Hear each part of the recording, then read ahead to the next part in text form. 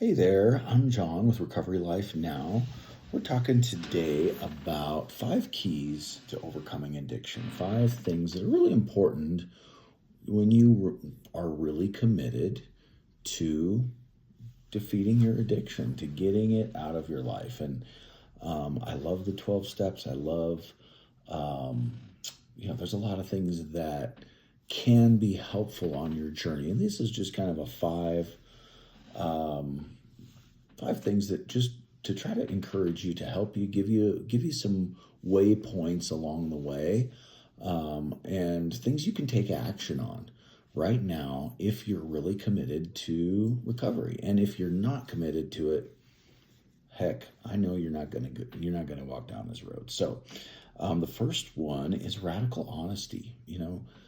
Are there secrets that you're holding that if they produce shame, they produce isolation. And so, finding someone safe, whether it's a counselor, a pastor, a sponsor, a person in a recovery group that you connect with, that you can connect deeply with, and that's a safe person that can keep confidence, and that you can share the depth of your pain with, that you can share the depth of what you've done too. And that's the reason that that's important is because shame and addiction are best buddies, and we stay in a cycle of addiction when we live in shame. And so when we break that open and expose those places that are shameful to us, it does bring light, and it kills the mold, it kills the shame, and so it doesn't have any place to grow. So, what does honesty look like? It means admitting the full reality to yourself, to others, and to God. No more hiding half truths. The second thing is real connection. That's the second key. Real connection. Why does real connection and relationship matter? Because it's the opposite of addiction. Addiction is often a substitute for true intimacy and belonging. And I'm not pushing you towards your spouse to try to get more intimacy, get more from him or her. I am suggesting that you gather together with a group of like-minded individuals who are trying to overcome addiction too. We offer that at Recovery Life Now, and we also, and there may be some great groups in your area, or great groups online that you are able to access. But finding a place where you can join that recovery community to be known and not isolate, that's huge. So that's a great action step if you're serious about recovery, is finding a weekly group that you can get into and find some accountability. The third key to overcoming addiction is having a proven plan. A proven plan. Why does a proven plan matter? Because willpower alone doesn't cut it. You've probably already promised yourself a bunch of times that you're not going to go there again, that you're not going to do it again. And what do you end up doing? We end up going back to our addiction. So we need structure and guidance. We need people that are in our corner, that are walking with us. We need some proven recovery tools, proven recovery materials. We need some daily practices. We need to have somebody to celebrate with us our milestones as we grow in our sobriety. So my encouragement to you is dive into a group. Join us at Recovery Life Now. We would love to walk with you. And so find a great 12-step group. Find an addiction recovery group, a counselor that specializes in that. And if you're a wife of someone who has struggled with addiction, dive into a betrayal trauma recovery group, because those are so essential. You've got to have people in your corner. You've got to have people that are walking with you. The fourth key, and is something that you really can't make happen. There's four right there. I'm holding it down here. The fourth key is something you can't make happen on your own, and that's having a spiritual awakening. Oftentimes we're in kind of a dry place spiritually when our addiction is thriving. And how do we create a spiritual awakening? It's not really something that we just go, hey, you know what? I want to have a spiritual awakening. That doesn't always work. But leaning in to your higher power, deep change happens to us from the inside out. We're not just breaking a habit. We're becoming someone new. And what does that look like? It looks like surrender. Oh my gosh, what an incredible word surrender is. Are we willing to surrender to a higher power, to begin to let go, to begin to let go of what we think everything's supposed to be like? Let go of control. Addiction has a lot to do with control. What is the role of prayer and meditation in your life? Where is your reliance on a higher power?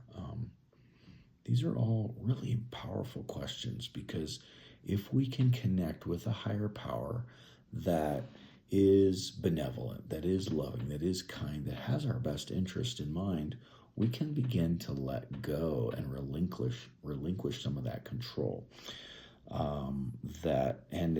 It's in our efforts to grip and control that we often find ourselves reaching for our addiction, because when things feel out of control, one thing we know we can control is if we lean into our addiction, we can control how we feel in that moment.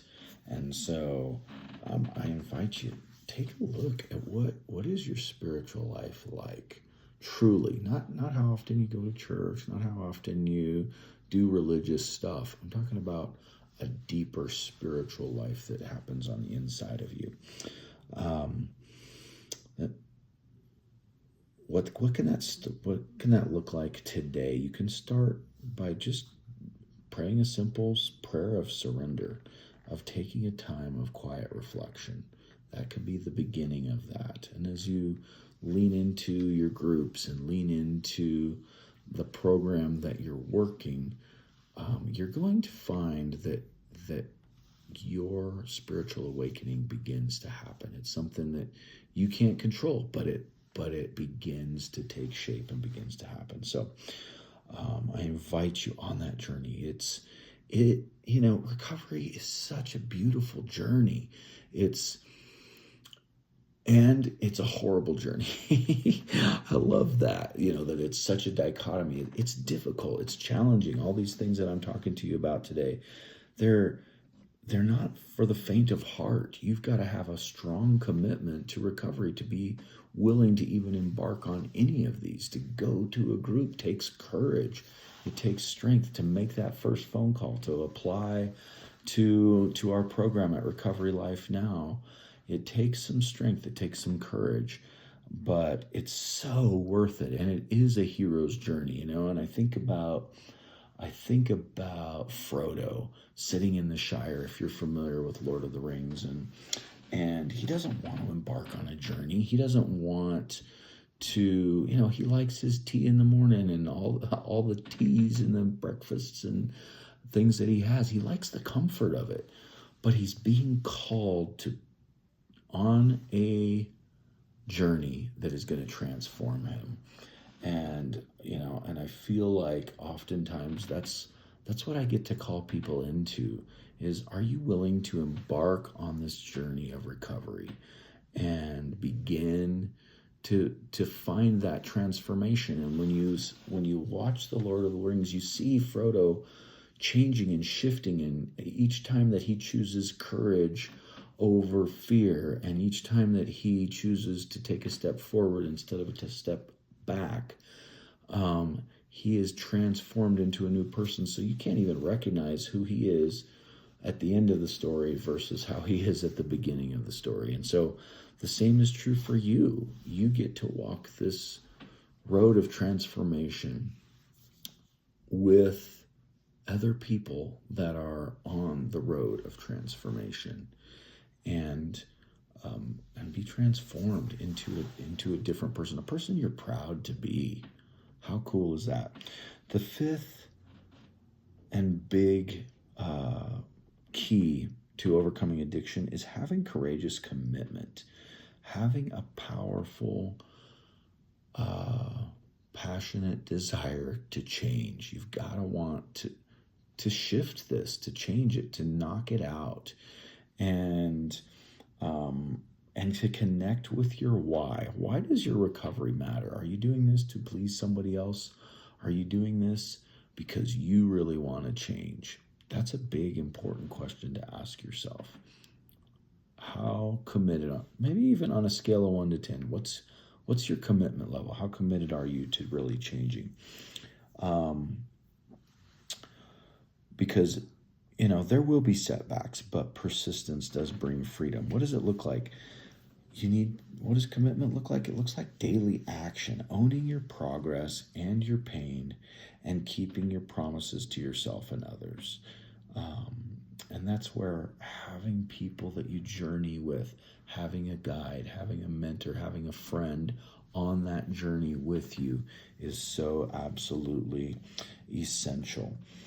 And making a small daily commitment to yourself and keeping it no matter what. So I want to invite you, go ahead and like and subscribe our video if we've provided any value today, but also throw us a comment. Tell us what is it that keeps you from embarking on the recovery journey, or tell me what is the why that has caused you to embark on the recovery journey. What is it that motivates you for change, and why is it? Maybe you could even share if you've been on a recovery journey, what that's been like for you, and how long you've been on the journey. So